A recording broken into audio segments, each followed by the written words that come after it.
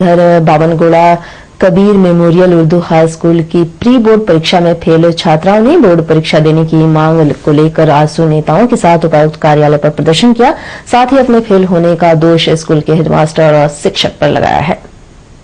Kabir memorial Urdu school की pre board परीक्षा में लगभग 120 छात्राएं फेल हो गईं। तब स्कूल प्रबंधन ने फेल छात्राओं को बोर्ड परीक्षा के दाखिले पर रोक लगा दिया। इससे छात्रा और उनके अभिभावक नाराज हो गए। उन्होंने स्कूल के शिक्षकों पर ठीक से पढ़ाई नहीं कराने, ट्यूशन नहीं पढ़ने पर कम नंबर देने का आरोप भी लगाया। देखिए, हम लोग से ये बोला गया था कि हम लोग को सेंटअप में पास कर दिया जाएगा। फिर से हम लोग का टेस्ट हुआ, लेकिन इस बार भी पास नहीं किया, बल्कि हम लोग इसमें बहुत ज़्यादा ही मेहनत किए और उतना इजी क्वेश्चन भी था। लेकिन हम लोग को ये नहीं समझ में आ रहा कि टीचर लोग कॉपी कैसे चेक करती है और फिर टीचर लोग बोलती है कि हम लोग के पास आओ ट्यूशन पढ़ो तो हम लोग तुमसे पास कर दिया जाएंगे। लेकिन जिसके पास पैसे नहीं वो कैसे ट्यूशन करेंगे। तो आप लोग कॉपी दोबारा जांच कराए थे, जिसपे आपने जो टेस्ट की कॉपी थी वो जांच कराए थे? जी।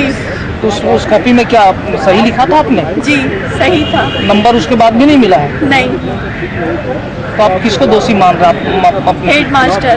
वहीं आजसू नेता आनंद बिहारी दुबे ने स्कूल प्रबंधन पर ठीक से पढ़ाई नहीं करने और कम शिक्षक होने का आरोप लगाया है। उन्होंने मांग किया है कि फेल छात्राओं को बोर्ड परीक्षा में शामिल होने के लिए मौका दिया जाए, अन्यथा वे आंदोलन के लिए बाध्य होंगे।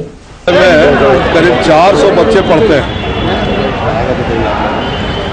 और इन 400 बच्चों के बीच से करीब 116 बच्चों को आज सेंटअप करने से रोक दिया जा रहा है।